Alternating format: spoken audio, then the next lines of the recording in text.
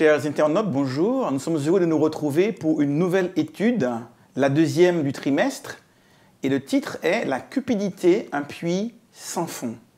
Afin de pouvoir l'étudier, je suis accompagné de deux pasteurs, le pasteur Jétro Camille, bonjour. Bonjour. Et le pasteur Olivier Rigaud, bonjour. Bonjour. Mais avant de poursuivre, nous vous invitons à prier avec Jétro. Dieu notre Père, alors que nous allons ouvrir les Écritures et chercher ta présence, nous te prions de nous accompagner, de nous inspirer. Au nom de Jésus. Amen. Amen. Le peuple d'Israël commence à prendre possession du territoire que Dieu lui a destiné. Et on imagine bien que les peuples environnants voient avec étonnement cette multitude de personnes qui avancent sur leur territoire. Le peuple d'Israël est constitué de centaines de milliers d'hommes et de femmes. Ils ne peuvent pas passer inaperçus. Ils sont nombreux et pour l'époque, plusieurs centaines de milliers de personnes, cela représente un potentiel militaire, économique, un potentiel assez redoutable pour les petits peuples, les petites tribus qui occupaient la région. Et ils s'en inquiètent. Ils s'en inquiètent en cherchant à faire des alliances. Ils s'en inquiètent en cherchant à faire des coalitions. Ils s'en inquiètent en cherchant à invoquer, à travers leur divinité, toutes sortes de malédictions.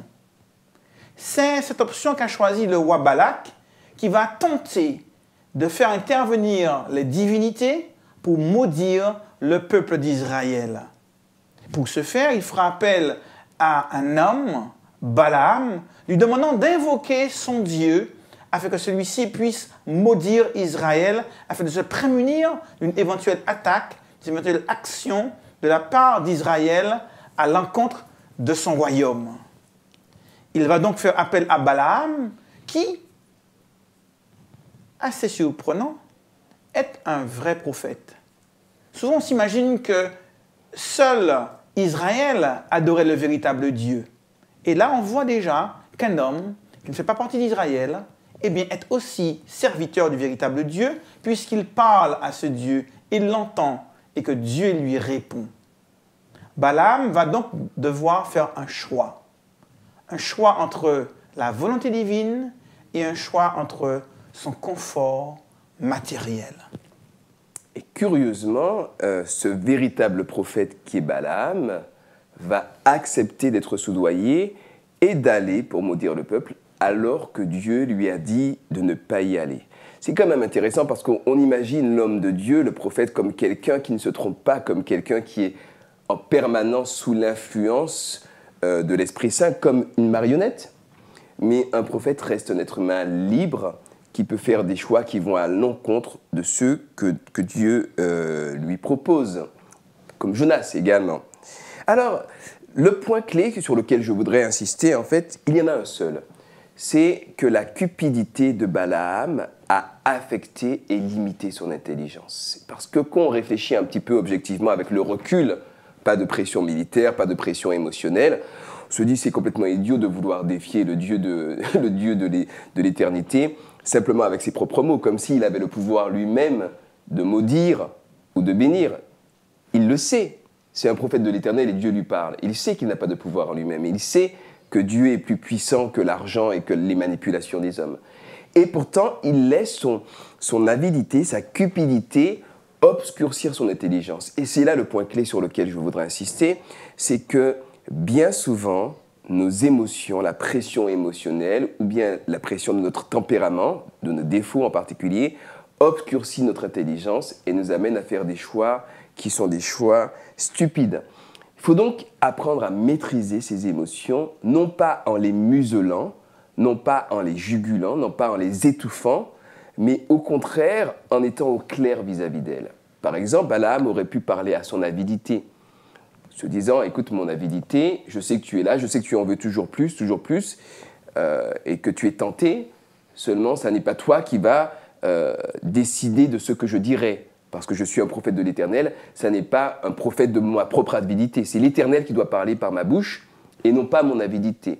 Donc il ne s'agit pas de faire comme si nos émotions négatives, nos traits de caractère négatifs n'existaient pas. Il s'agit de les reconnaître et d'apprendre à leur maîtriser tout d'abord en reconnaissant leur existence clairement et ensuite en écoutant ce qu'elles ont à nous dire et en décidant, puisque c'est là ce que Dieu nous promet, qu'il met devant nous un choix sur chacune de nos actions, en décidant de la place que nous voulons leur donner, si nous voulons laisser nos émotions négatives dominer notre vie, ou si au contraire nous souhaitons, avec l'aide du Seigneur et du Saint-Esprit, prendre le dessus et sans les nier, les remettre à leur place, si j'ose dire. Voilà pour le point clé que je voulais évoquer. Nous passons donc aux questions ouvertes avec Olivier. Une tentation d'autant plus difficile puisque nous vivons aussi dans une société où l'argent, la cupidité est vraiment presque exaltée, presque idolâtrée.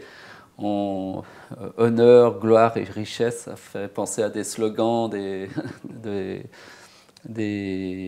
feuilletons télévisés. Oui. Voilà, amour, gloire et beauté. Voilà, on peut remplacer ça par honneur. Enfin, bref, on est tous en quête au fond de soi de gloire, d'honneur, de richesse. Et c'est vrai que si on me proposait quelques millions d'euros pour un service, pas forcément très catholique, mais à la mesure à ma portée, si on me proposait un travail qui rapporte vraiment bien, mais qui implique par exemple de travailler le samedi, c'est-à-dire de faire quelques compromis, est-ce que la tentation n'est pas là et est-ce qu'elle n'éveille pas cette quête irrésistible de l'homme pécheur vers la gloire et vers les honneurs? Et c'est vrai qu'on pourrait se poser des questions sur la place de l'argent aujourd'hui dans notre société, discuter ça entre jeunes, parce que l'argent aujourd'hui est vraiment exalté, idolâtré vraiment comme la quête ultime, le but ultime à atteindre dans sa vie.